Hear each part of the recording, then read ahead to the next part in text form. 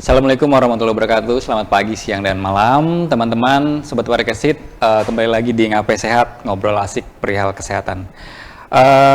Pagi ini kita akan berbicara sesuai dengan judul yang kita angkat tentang peran orang tua terhadap anak di era sosial media atau era digital. Di depan saya sudah hadir seorang psikolog, Mbak Kiki ya. Oke. Saya panggil Kiki aja ya. Kiki, biar lebih apa ya? Lebih santai. Memang dipanggil Kiki. Oh, panggil Kiki ya? Iya. Kita akan ngebahas tentang perihal era digital yang semakin pesat nih, Kiki. Bagaimana tanggapan Kiki terhadap peran orang tua yang sebenarnya adalah peran penting terhadap pertumbuhan anak itu sendiri ya. Oke.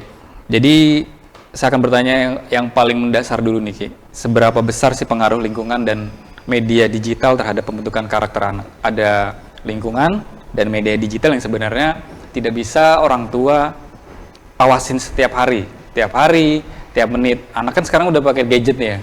Jadi pengaruh lingkungan dan media digital terhadap pembentukan karakter anak. Oke. Sangat, kalau saya bilang itu sangat-sangat mempengaruhi. Nggak usah yang sekarakter yang ketika anak SD, usia SD lah ya. Tapi anak yang usia baru 1 tahun, 2 tahun aja itu bisa sangat mempengaruhi sampai akhirnya berdampak ke masalah psikologis pada anak. Jadi masalahnya itu lebih ke emosi dan perilaku. Seperti itu. Terus gangguannya biasanya yang muncul itu gangguan emosi, gangguan perilaku, sama space delay. Jadi terlambat bicara. Itu sudah mempengaruhi di awal. Itu dulu. Setelah itu nanti naik ke tingkat anak TK, SD, sampai ke usia SD ini kan dari tengah ke remaja ya, dari anak, remaja. Nah itu juga yang paling rawan lagi, karena yang remaja ini biasanya mereka sulit dibatasi. Seperti anak-anak kita yang di usia yang masih usia awal-awal sekolah misalnya seperti itu sangat sulit dibatasi dan akhirnya bisa membentuk karakter yang kalau kita tidak batasi ya bisa membentuk karakter yang mungkin banyak paparannya yang negatifnya ya. Sebenarnya kan digital juga, era digital ini nggak cuma negatif aja sih. Iya sebenarnya. Positifnya ada seperti itu. Bisa aja membentuk dari situ. Berarti boleh kita simpulkan di awal dulu, sebenarnya per generasi itu pembentukan karakternya beda-beda ya? Cuman untuk generasi kita yang sekarang ini kan kita milenial nih ceritanya nih. Betul. Kita punya anak yang sebenarnya itu generasinya berbeda dengan kita, dengan generasi yang sebelumnya tentunya. Ada Gen Z sama Gen Alpha. Otomatis di umuran kita ini kita punya anak Gen Alpha dan Gen Z, dan karakter yang kita dibentuk dulu oleh orang tua kita mungkin berbeda dengan karakter anak sekarang ya, karena media digital itu ya. Jadi boleh disimpulkan mungkin setiap generasi perbentukannya beda-beda. Beda-beda, apalagi udah sekarang semakin canggih era digital semua. Yang kita dulunya kalau masalah handphone itu benar-benar nggak pernah kita tersentuh ya. Paling nggak kita dulu radio aja kan kalau masa-masanya kita, jadi benar-benar taunya radio ini aja sudah dengan musik segala macam. Kalau sekarang kan sudah melebar kemana-mana sampai akhirnya mereka juga sudah bisa melihat apa sih ini penyakit yang saya derita misalnya seperti itu. Saya ini kenapa? Apalagi kalau untuk di ini ya, di mana di pasien-pasien saya itu rata-rata juga banyak yang sudah ketika ngerasa mood tidak nyaman segala macam, anak-anak itu udah mulai self diagnosa. Jadi mereka mendiagnosa sendiri apa yang mereka rasakan lah ya lewat paparan digital itu. Iya, apalagi kayak bahasanya anak-anak tuh scrolling segala macam itu kan sering tuh. Jadi dengan ininya kita juga masuk di berandanya mereka tuh yang tentang misalnya mereka mencari tahu tentang bipolar aja masuknya ya. Akhirnya sangat mempengaruhi sekali. Oke, selanjutnya tuh kenapa sih isu identitas diri ini sekarang semakin sering muncul nih pada anak-anak usia remaja? Menurut Kiki gimana? Identitas diri yang mereka di yang mana nih? Tentang identitas mereka. Iya benar. Kan mereka terlalu banyak informasi yang mereka dapat, kan terkadang juga menjadi krisis percaya diri nih terhadap mereka nih. Jadi itu menurutmu penting banget nggak nih? Penting. Jadi kadang mereka itu kan kalau zamannya kita kan bahasanya krisis identitas remaja ya. Kalau zaman sekarang Gen Z apa ya bahasanya, lupa saya. Kalau kita krisis identitas, kalau mereka ya malah lebih sering, jarang sih saya mendengar krisis identitas, tapi lebih ke kayak langsung ke gangguan. Gangguan? Mereka depresi, kami anxiety bahasanya. Terlalu gitu. banyak sekarang ya. Itu semuanya gangguan psikologis, tapi kalau yang krisis identitas tuh nggak pernah muncul malah, kecuali orang tua milenial yang masuk. Kayaknya anak saya maklum lah Bu, remaja krisis identitas, tapi kalau dari mereka nggak ada bahasa krisis identitas. Nah di situ mereka memang ngerasa bahwa mereka ini kan sudah mau masuk dari remaja kan ke dewasa ya, jadi ngerasa bahwa saya sudah besar, saya tidak sudah bisa ini mengatur diri saya sendiri. Namun mereka itu tetap anak-anak. Ingat, usia anak adalah dari 0 bulan sampai 18 tahun, 17 tahun kurang 18 tahun kurang 1 hari. Itu masih dikategorikan anak? Iya. Kalau remaja? Remaja itu ya masuk di tengah itu. Tengah-tengah itu ya? Iya, seperti itu. Jadi kalau anak, remaja pun masuk anak. Oke. Itu. Jadi kalau di ini kan cuma anak dan dewasa. Nah remaja ini kan masih termasuk anak. Oke. Yang menjadi isu kita pada pagi hari ini sebenarnya nggak terlalu banyak tentang apa ya? Saya mau ngangkat sebenarnya sedikit tentang kasus LGBT, cuman nggak terlalu banyak yang kita bahas. Dari sisi psikologis tuh, menurut Kiki, paparan konten di sosial media yang masuk ke dalam diri anak, apalagi yang terkait dengan LGBT nih, dari pandangan psikologi itu gimana?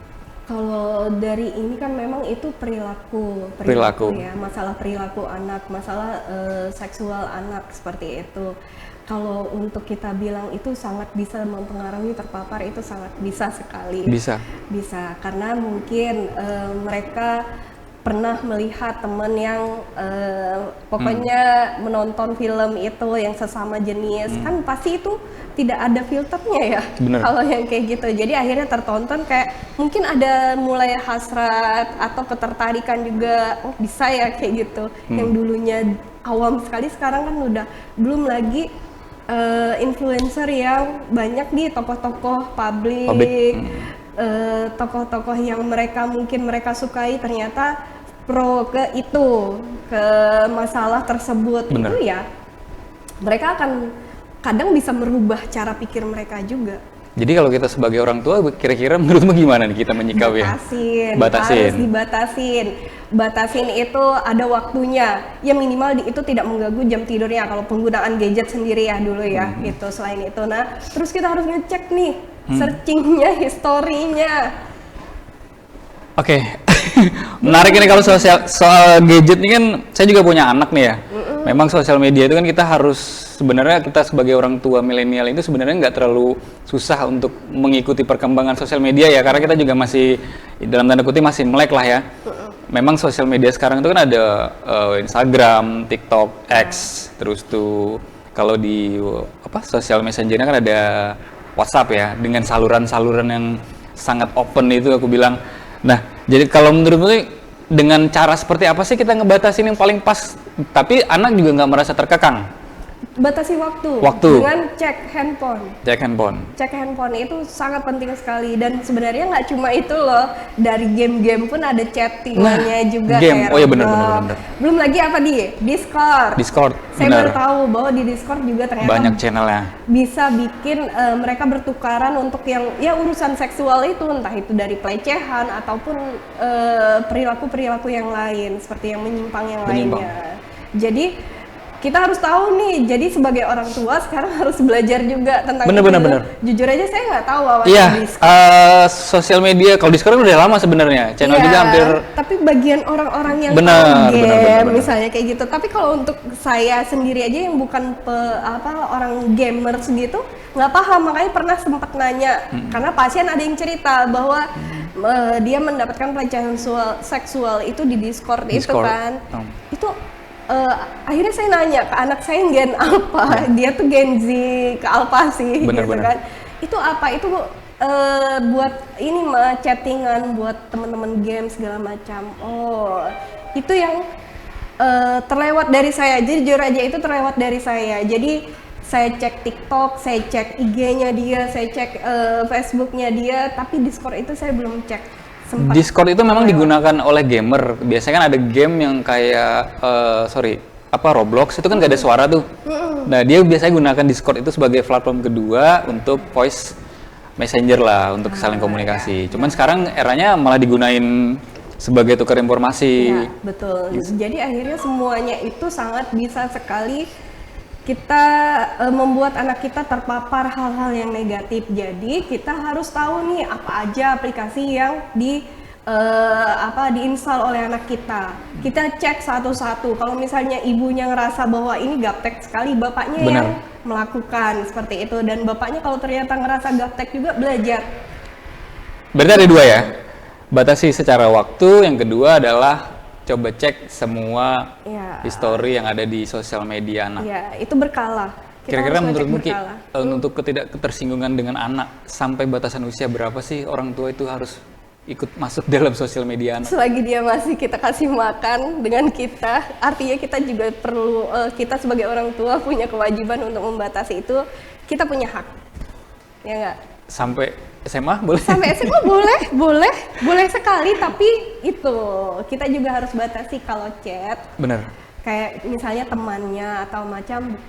Sampai ke konteks chat dengan teman, boleh kita ikutin? Kalau misalnya kalau teman itu kita skip karena kita tahu kan itu temannya dia. Bener. Tapi kita nggak tahu nih, misalnya ada kita chat aja chatnya bukan isi chatnya ya. Jadi kayak ruang obrolannya ini siapa dek atau ini siapa Ini kak siapa? misalnya kayak gitu. Karena kan pasti ada orang-orang yang kita nggak tahu tuh. Kalau dia tahu, oh ini si ini temannya adek yang ini, misalnya kayak gitu. Oh iya, nggak usah dibaca chatnya. Itu pasti kan mereka juga nggak nyaman ya. Tapi lebih ke kita awasi ruang obrolannya. Kira-kira ada yang nggak Yang aneh-aneh nggak? Yang aneh-aneh. Bener. Karena pernah tuh ada orang tua yang lewat Roblox. Jadi dia merasa aneh dengan anaknya, membuat video tanpa busana. Anaknya masih kelas 1 SD. Ternyata dapatnya dari Roblox. Jadi dari Roblox itu kenalan dia biasalah chat-chatan kayak gitu, dan anak itu namanya 1 SD ya. Benar-benar. Disuruh membuat video itu untuk dikirimkan ke dia. Oke. Kita masih ngomong tentang sosial media aja deh dulu deh, biar nggak terlalu jauh, dan saya anggap memang sosial media ini sangat relate dengan apa yang kita alami sekarang ya, termasuk orang tua. Semakin sedikit platform yang dimiliki anak mungkin semakin baik kali ya? Semakin bagus. Sebenarnya. Dan sebenarnya kalau orang tua mau, orang tua juga bikin buat mengawasi. Tapi anak. pernah tuh nonton di sosial media di mana gitu, orang tuanya ikut main Roblox Ya, betul. untuk melihat perilaku anaknya lagi main game apa sih, Iya. gitu ya. Jadi masuk di room yang sama. Cuman yang susah ini kalau orang tua yang sibuk itu kali ya. Ya. Jadi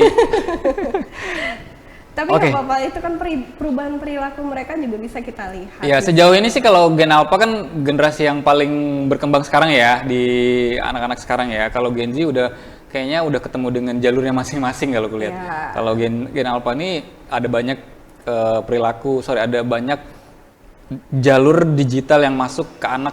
Selain orang tua itu ada sosial media tadi tuh, ada platform Messenger, WhatsApp dengan saluran yang saya baru buka itu dalam akhir-akhir ini. Ternyata saluran di WhatsApp itu terlalu open. Ya, jadi informasi nih. itu juga. Tapi emang benar. Jadi kemarin pernah nanganin di satu sekolah yang ada masalah bullyingnya. Jadi ternyata mereka itu mengejek teman mereka atau membuli lah ya, membuli temannya itu lewat saluran. Jadi saya itu langsung buka, emang saluran itu seperti apa? Jadi itu ya kita mulai harus belajar juga, saluran itu gunanya buat apa sih? Benar. Itu gimana cara menggunakannya. Nah, sampai akhirnya kita nanti ketika kita dengan anak kita cek di situ juga. Apapun itu harus kita cek. Iya, susah sih. Kamu punya referensi nggak nih Ki? Misalnya kalau sosial messenger yang biasa kita gunakan itu kan WhatsApp ya. Selama ini kan kita cuma ngebatasi tentang waktu dan ngecek history. Kira-kira kalau untuk anak tuh ada nggak sih platform khusus buat sosial messenger sama orang tua mungkin? Sejauh ini belum ada ya? Belum ada. Belum ada ya? Belum ada. Oke. Bagaimana nih Ki?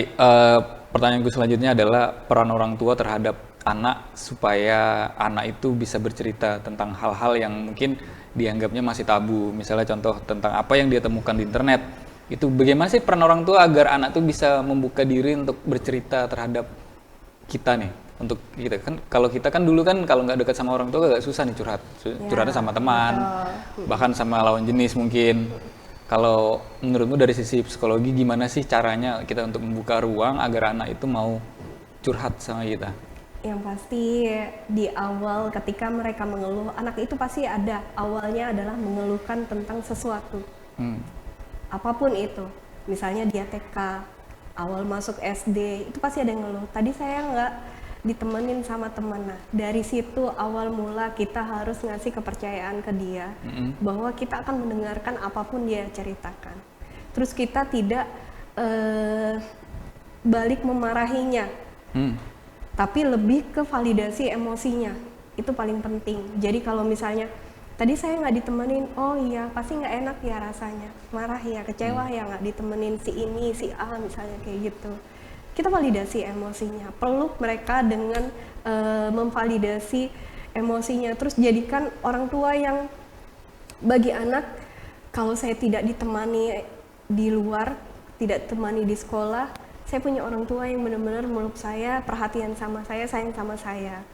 Seperti itu. Caranya itu di awal itu celahnya orang tua sebenarnya ketika anak ngadu. Disitulah kita membuka ruang agar Betul, kita dipercaya itu sebagai. kesempatan kita tuh sebenarnya. Saya potong dikit. Ayah atau ibu yang punya peran seperti itu? Dua-duanya. Dua-duanya. Dua-duanya. Dan ayah dengan ibu harus sama-sama satu suara. Ya, ini Oh, berarti juga ayah ibunya harus kompromi dulu nih terhadap misalnya ada kasus anak ini, sorry ada misalnya ada anak kasus anak curhat sama kita. Setidaknya ayah sama ibunya harus kompromi dulu, jawaban kita harus sama nih seperti ini. Harus. Kalau ayah sama ibu jawabannya berbeda, kemungkinan anaknya gimana? Anak akan bingung yang pertama, yang kedua anak akan merasa bahwa oh, saya dibela sama orang tua, sama ayah misalnya. Ibu tidak setuju, dia akan melihat bahwa ibu orang yang jahat, ayah adalah orang yang baik. Masalah baru jadi. Itu jadi memang harus satu suara, jangan sampai. Tapi gini, satu suara itu tidak menyerang ya, dua-duanya menyerang tidak. Jadi misalnya nih, ketika ayah yang marah, misalnya nih ada masalah nih dalam anggap aja penggunaan gadget yang dia berlebihan, ayah marah, ibu diam. Ayah marah, ibu diam. Oke, terus? Dengerin. Habis itu ketika ayah sudah selesai, ibu yang memvalidasi emosi anak, sedih ya. Tapi kamu juga salah. Oh gitu. Karena karena terlalu lama kamu menggunakan gadget, itu juga dampaknya kan nggak baik buat kamu. Misalnya gitu. Jadi harus satu suara. Jangan sampai ketika, loh bapaknya loh kita juga main HP lawas-lawas dipakai bahasa Kutai ya. Jadi bebas. ini kita loh juga main lawas-lawas. Ya karena melihat kita, akhirnya. Iya. Pembenaran buat anaknya. Nah itu. Terus yang kedua, dia ngerasa bahwa tidak ada yang melindungi dia. Kalau ayah marah kan artinya dia dalam merasa posisi sendiri ya. Kalau ibu yang meluk artinya oh ada tempat ternyaman. Kalau ibu yang marah, ayah yang meluk, gantian seperti itu. Oh gitu. Berarti harus berbagi peran. Harus berbagi peran, harus satu suara, tapi jangan dua-duanya menyerang. Itu sederhana sih sebenarnya. Kadang kan satu suara nih, oh iya awak nih misalnya tuh gitu. Terlalu banyak juga ini bujur anak. Kemana lagi dia buat cerita? Cari teman. Ya itu. Jadi masalah baru. Betul, jadi masalah baru itu. Orang tuh harus satu suara, jadi itu cara-caranya. Catat ya, ini potong di TikTok ya. Oke, kita harus tahu tanda-tanda kalau anak sudah mulai mengalami kebingungan identitas nih sebagai orang tua. Menurutmu gimana nih cara kita? Wah, sepertinya anak saya udah mulai agak-agak kebingungan nih mencari jati diri. Contohnya ada masalah mungkin di dalam sekolah atau di masalah dia dapat di sosial media. Menurutmu gimana cara kita melihat melihat secara fisik dan perilaku anak? Kayaknya anak ini ada masalah deh gitu. Untuk melihat tanda-tandanya. Oke, tanda-tandanya itu yang pertama kita lihat dia mulai menghindar atau enggak. Lebih suka menyendiri atau enggak. Enggak, sorry. Saya potong. Itu enggak normal ya? Maksudnya kalau anak itu kan kadang dia beranggapan di usia aku ini udah memang harus sudah banyak menghindar orang tua. Iya, tapi menghindarnya itu yang benar-benar ada waktunya dia mau main game, dia main sendiri kayak gitu. Oh, gitu. Tapi tidak yang misalnya pas lagi ngumpul keluarga makan dia lebih sering mau makannya di dalam kamar aja, atau orang tua makan sama saudara yang lain dia lebih memilih mereka sudah selesai dia baru makan. Nah itu menghindari yang seperti itu ya. Lebih suka menyendiri, kalau ditanya enggak kayak gitu. Beda dengan anak yang memang dia merasa ini privasinya dia mau mainnya di kamarnya dia. Tapi kalau ditanya gimana, kalau kita datang masuk ke kamarnya mereka cukup nyaman, tidak yang ketakutan, terlihat itu pasti terlihat kalau orang tua, terlihat kayak ada yang disembunyikan. Nah itu yang bahaya seperti itu pertama. Yang kedua, cek prestasi akademiknya. Kalau dalam sekolah ternyata ada penurunan yang drastis, yang awalnya baik-baik aja, itu juga pasti ada sesuatu. Entah itu dia ada masalah perilaku emosional atau memang dia jadi korban bullying atau perundungan di sekolah. Oh gitu. Cowok cewek sama?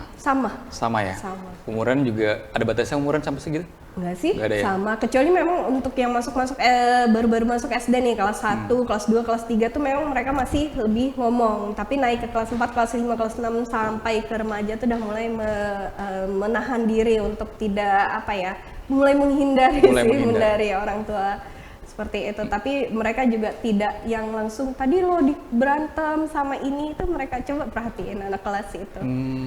Itu mereka nggak akan mau terlalu terbuka sama orang tua. Iya. Oke. Kalau penggunaan gadget itu sendiri kan sebagai orang tua kan sebenarnya kita udah paham nih. Handphone itu adalah musuh utama orang tua. Sebenarnya udah paham semua nih. Cuman dalam realitanya memang sorry nih, mungkin pengalaman pribadi juga.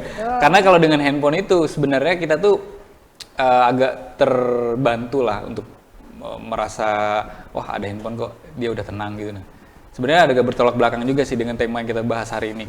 Tapi orang tua itu kebanyakan dengan adanya handphone dia udah terbantu nih. Ibu yang masak misalnya kayak begitu. Anaknya yang riwe dikasih handphone, dia kan anak-anak yang kecil zaman sekarang kan kayak gitu tuh kan. Malah handphone adalah teman dia agar ngebantu biar orang tua nggak direcokin sebenarnya. Oke, sebenarnya itu adalah masalah utama kita. Dan bagaimana nih cara kita agar membatasi anak gadget tapi anak nggak merasa terkekang? Kan kalau di kita dulu kan kalau sedikit-sedikit dibatasin kan kita udah merasa kayaknya orang tua aku ini terlalu mengekang. Bagaimana? Kamu punya tips nggak? Bagaimana caranya anak itu nggak merasa dikekang? Kalau saya batasin, maksudnya kalau email dia kan nyambung nih sama saya sama gitu. bapaknya kan, kayak gitu. Jadi kalau ada apa-apa kita cek langsung, ayo download apa, sini buka gitu, dicek dulu. Atau kalau misalnya bukan saya, bapaknya. Jadi salah satu orang tua aja yang ngecek kenapa, apa misalnya gitu. Kok download ini buat apa misalnya. Dari situ dulu batasannya. Terus WA, kayak ruang chat dia bersama teman-temannya jangan kita buka. Biar mereka juga lebih ngerasa bahwa ketika orang tua ngambil handphonenya, orang tua tidak ngerecokin urusan dia dengan teman-temannya dia. Kayak gitu. Terus bilang sama dia dari awal, memang harusnya kita punya ini ya, kayak perjanjian kayak gitu. Kalau mau handphone, kalau mau ini, tapi tetap harus batasan dari orang tua. Kenapa? Kalian masih anak-anak jatuhnya. Apapun semua yang terjadi pada kalian yang bertanggung jawab adalah orang tua. Pasti pengertian itu. Apalagi untuk anak remaja ya. Dari ya anggap aja usia kelas 5, kelas 6 sampai ke SMP itu, SMA itu sudah bisa tuh. Kalau diajak diskusi seperti itu, bikin perjanjian bahwa kita harus ada batasan nih. Kayak gitu. Kita harus, kamu juga tetap harus kami cek apa yang kamu lakukan di handphone, karena khawatirnya bla bla bla. Kita bilang aja, ada macam-macam kan isu sekarang, entah itu masalah orientasi seksual atau pornografi, belum lagi game-game yang lain seperti itu. Jadi kita berikan mereka ruang untuk nggak apa-apa chatan sama teman segala macam, menggunakan media sosial, tapi tetap harus secara berkala kita cek semuanya. Sedikit lebih mendalam terkait konten sosial media, misalnya orang tua menemukan ngegap anak membuka konten yang sebenarnya bukan konten buat dia, pornografi lah, LGBT ataupun apapun itu. Ketika kita udah ngegap sebagai orang tua, kita udah ambil HP-nya, menurutmu tips and trick dan cara yang tepat untuk menghadapi anak kan pasti malu kan ya? bagaimana tips and trick agar dia merasa tidak malu, dia langsung open dan dia langsung berbicara, curhat segala macam. Kalau kita kan sebagai orang tua, saya sih sebenarnya langsung marah sebenarnya. Ya, tenang dulu. Tenang dulu. Tenang dulu, Nah, itu intinya sih. Oke, menurut kamu gimana nih, Ki? Tenang dulu pertama. Satu, tenang. Ya, habis itu nanti sebentar. Saya ambil dulu ya. Ambil mama, handphone. misalnya mama atau papa Oke. ambil dulu ya handphonenya, baru cek dulu semuanya. Sudah lihat tuh berapa kali. Kalau ternyata sudah sering, artinya kita bawa dia ke profesional. Ke psikolog. Ya, psikolog boleh. Itu kalau sering, oke. Kalau sering, tapi kalau baru sekali, kita kasih tahu aja sebenarnya anak itu bisa kok kalau kita kasih edukasi tidak lagi ya untuk ini. Terus kasih aja hukuman, misalnya berapa hari tidak boleh pegang handphone dulu, kecuali untuk urusan sekolah, chat segala macam dengan teman. Tapi untuk bermain kami tahan, karena kamu sudah melanggar aturan, kamu sudah tahu itu salah. Artinya kamu siap bertanggung jawab dengan apa yang kamu perbuat, karena kamu tahu itu salah, seperti itu. Cek, tapi awalnya pertama kita tenang dulu, jangan sampai kita Emosi. langsung emosi, anak jadi nggak berani cerita. Baru habis itu jangan di hari itu juga, biarkan dia tenang, gitu. baru kita tanya lagi dalam kondisi yang memang kayak lebih santai seperti itu. Atau ajak ibunya, misalnya kalau ini anaknya cewek gitu, ajak ibunya, suruh ibunya bawa anaknya perempuannya keluar, makan berdua aja, jangan ada adik atau siapapun, cuma berdua aja. Baru ajak, kenapa sih buka itu, Baru tahu buka dari cerita. mana ya, yang kayak gitu. Jadi pendekatannya lebih ke situ, Lebih ke ke situ. anak. Jadi biar mereka mau setelah itu cerita. Anak itu pasti kok, orang kalau kita pukul aja dia pasti masih mau peluk kita. Masih mau peluk, benar. Iya. Tapi kalau sudah kasusnya dia udah sering, konsultasi ke psikolog. Betul, karena itu sudah perilaku yang berulang kan. Jadi harus kita stop. Jangan-jangan dia kecanduan. Itu bisa kecanduan, apalagi untuk pornografi. Game pornografi itu bisa bikin kecanduan. Oke, sangat menarik pembahasan kita pada hari ini teman-teman, Sobat Parikesit. Kita akan kembali dulu, kita akan break ke segmen yang kedua. Oke. Kini, Rumah Sakit Umum Daerah Aji Muhammad Parikesit memberikan kemudahan bagi Anda. Anda tidak perlu antri dan menunggu lama untuk mendapatkan obat di instalasi rawat jalan. Sobat Parikesit, layanan antar obat Parikesit. Layanan lebih nyaman, tanpa antri, dan obat diantar langsung ke rumah Anda. Tarif dan syarat ketentuan berlaku. Untuk informasi lebih lanjut, segera hubungi call center Depo Rawat Jalan 0813 4614 5900 atau kunjungi Depo Farmasi Rawat Jalan, Gedung Merak, lantai dasar. Sobat Parikesit, layanan antar obat Parikesit.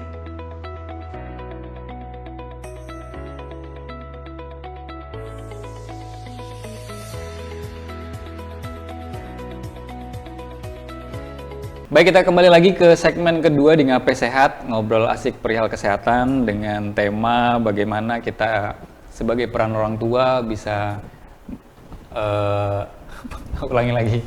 Bisa di-cut, bisa dipotong. Aku aja temanya aja diingat. Nggak. Dia aku yang moto, kan aku seorang yang edit.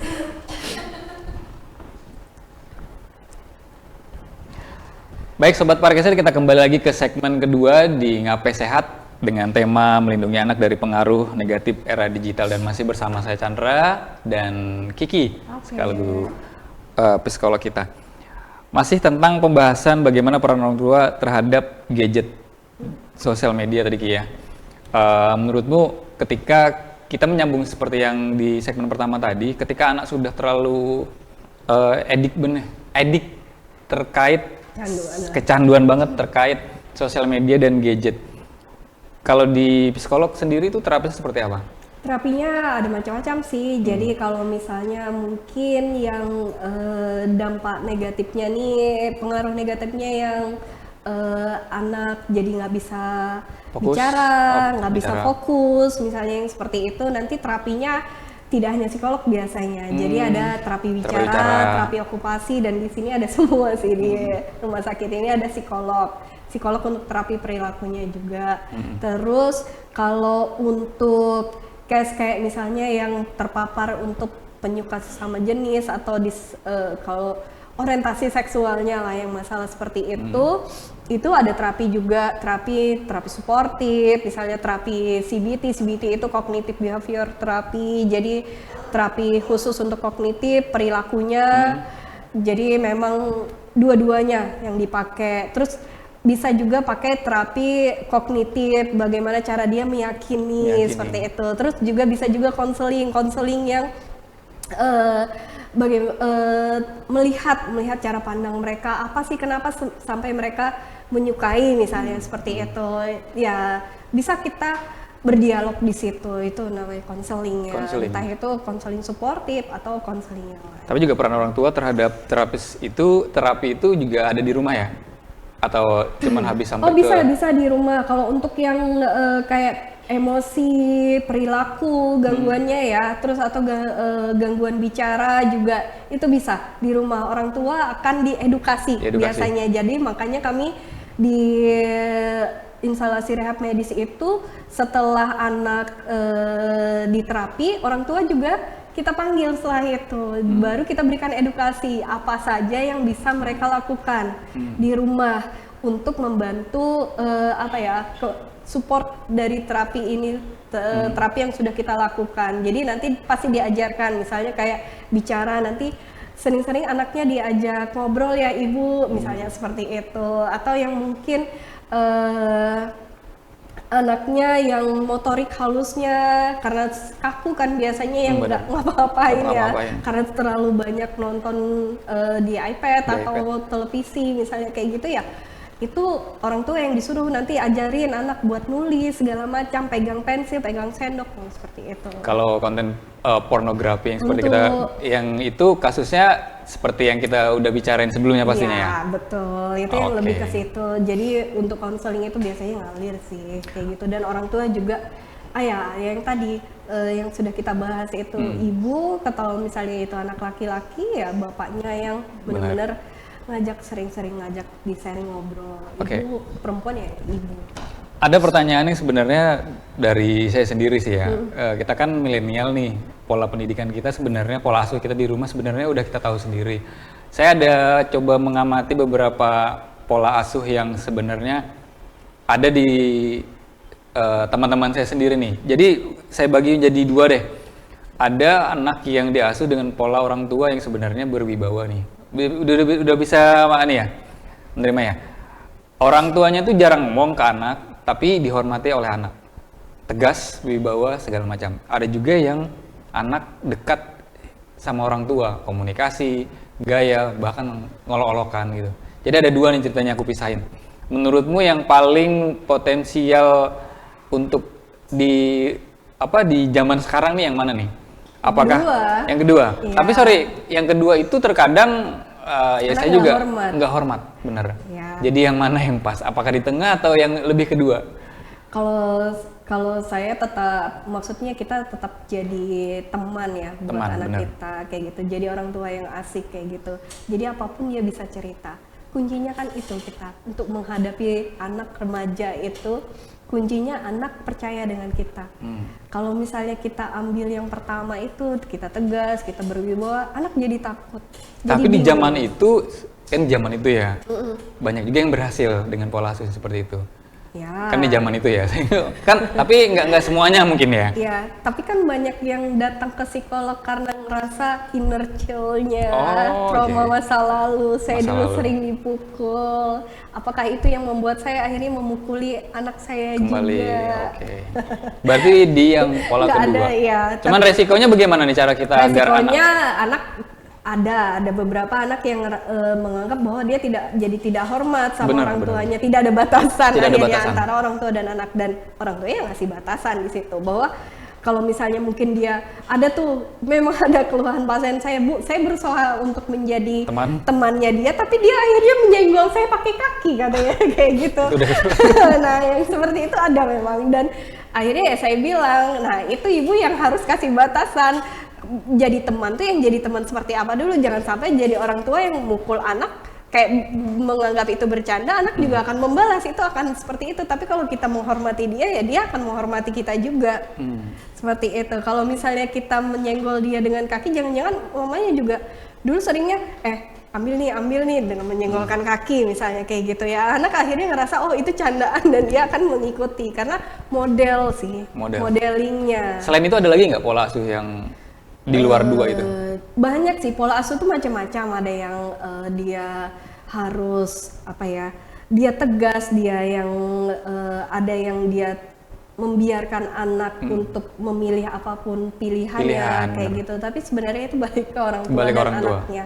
Karena apa? Kalau orang bilang sih orang tua yang mana yang bagus, yang suportif sih, bukan yang pasif misalnya kayak gitu. Tapi kita balik lagi, naluri orang tua tuh pasti kok. Setiap ada yang ketika kita sudah menjadi orang tua ada naluri yang lain. Jadi kalau ditanya saya pakai pola asuh yang mana kayak gitu, oh kadang saya VOC, kadang saya lemah lembut. Jadi itu tergantung di situasi dan kondisi anak.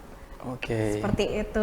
Kalau ditanya saya pemarahan sama anak saya, beneran saya pemarahan. Tapi juga bisa jadi teman. Tapi buktinya anak saya bisa untuk bercerita bahwa dia punya teman dekat segala macam. Artinya menurut saya oh ini sudah bisa. Jadi sesekali saya jadi temannya mereka, tapi sesekali juga saya akan menjadi hal yang menurut mereka wah gak berani deh sama mamanya kayak gitu. Ada 2 pertanyaan terakhir nih Ki. Yang pertama tuh peran sekolah dan keluarga nih dalam berkolaborasi membantu orang tua terhadap perkembangan anak di era digital sekarang. Peran orang tua dan sekolah. Kalau sekarang kan beda lagi nih ceritanya. Kalau di zaman kita dulu kan, kalau guru sama orang tua murid agak jauh komunikasi. Kalau sekarang kan ada grup sekolah, grup kelas. Gitu. Menurutmu gimana nih peran orang tua dan sekolah? Itu sangat penting sih, guru sama orang tua. Kenapa? Karena ini juga nih yang harus jadi catatan nih. Kadang orang tua sudah menyerahkan ke sekolah, udah gitu aja. Mereka nggak mau membantu urusan itu kan urusan guru kayak gitu. Nah, guru juga akhirnya kelimpungan kayak gitu. Padahal seharusnya orang tua itu harus tetap jaga komunikasi yang baik dengan guru. Jadi misalnya kalau ada anak sesuatu nih, misalnya anak ada keluhan pulang. Ada yang aneh, tanyain aja langsung ke gurunya. Kayak gitu. Terus guru juga kalau anak misalnya ada dipukul di sekolah, kasih tahu orang tuanya. Jadi biar tidak ada miskomunikasi. Jadi peran mereka itu sangat penting dalam pengasuhan anak karena berdua nih. Betul. Iya kan? Anak banyak menghabiskan waktu di sekolah. Sama orang tua biasanya dari sore kan sekarang nih banyak ada kegiatan macam-macam ya. Banget. Siang ke malam lah. Tapi lebih sore sih sekarang ya. Menurut saya sore ke malam itu kan dengan orang tua. Berarti harus sama-sama kolaborasi antara guru dan orang tua. Komunikasinya harus jalan baik kayak gitu. Jangan sampai ada beberapa case itu guru yang tidak ngasih tahu bahwa anaknya ternyata tadi itu jadi korban perkelahian kayak gitu. Jadi begitu ibunya melihat oh anak saya kok biru-biru, akhirnya protes. Protesnya nggak langsung ke guru tapi ke anak yang memukul siswa yang memukul anaknya. Yang kayak gitu kan akhirnya salah kayak gitu. Jadi harus tanya, guru harus memberikan info, orang tua juga harus nanya di awal itu adalah ke guru. Karena guru ini adalah wali, namanya wali ya, dia yang bertanggung jawab dengan anak kita, wali kelasnya seperti itu. Tapi ada juga banyak case orang tua ya, kan udah saya bayar sekolah. Itu sedikit aja orangnya. Betul, tapi emang sering terjadi gitu. Orang tua kayak udahlah ini saya serahkan semuanya ke guru. Jadi sampai di rumah anak itu yang makan, urusan main aja. Mereka tidak menanyakan, seharusnya menanyakan gimana tadi di sekolah, ada PR atau enggak. Terus kita kan di WhatsApp grup juga kan dari guru itu yang ada info ini ya langsung menanyakan ke anaknya. Pertanyaan terakhir nih Ki. Pesan kamu terhadap orang tua nih, langsung aja mungkin pesan kamu sekaligus sebagai psikolog mungkin terhadap orang tua terkait derasnya arus informasi di sosial media. Pesan terakhir. Tetap beri anak privasi bagi yang remaja ya. Beda kalau yang SD kita harus cek, tapi tetap beri privasi buat anak. Untuk urusan chat dia yang kita anggap bahwa itu memang teman-temannya dia yang sudah kita pantau seperti itu. Tetap batasi mereka dalam jam penggunaan handphone, tapi tetap kita lakukan sidak ya kalau bahasanya secara berkala untuk anak. Jangan juga kita longgar kayak gitu. Terus peluk emosi anak itu yang paling penting dan itu harus kita lakukan dari awal dia sekolah, tapi kalau misalnya ternyata kita ngerasa kayak kita melewatkan itu kayak gitu, ya sekarang kalau ke remaja jadikan kita temannya mereka. Beri rasa aman dulu, lindungi mereka, beri rasa aman, baru peluk emosinya. Bilang bahwa oh kita tahu kok rasanya kecewa, marah, tanyakan aja, baru diiyakan, validasi emosi mereka. Itu aja sudah cukup bisa membuat anak kita ngerasa bahwa mereka punya orang tua yang mereka percaya, mereka punya orang tua yang melindungi mereka. Udah itu. Oke, terima kasih banyak Ki ya. Oke. Sangat banyak sekali informasi dan pelajaran yang kita dapetin pada episode kali ini di Ngapai Sehat teman-teman. Di save aja nanti di YouTube-nya, kayaknya bisa jadi pelajaran tersendiri nih buat orang tua milenial, karena perkembangan dunia sosial media sekarang di era milenial yaitu sangat pesat sekali. Betul. Anak kita Gen Z, Gen Alpha itu punya dunianya masing-masing yang kalau kita tidak masuk ke dalam dunia mereka, kita akan ya bahasa kasarnya mungkin kita akan kehilangan kali ya. Betul. Oke, terima kasih teman-teman. Sampai jumpa di Ngapai Sehat selanjutnya.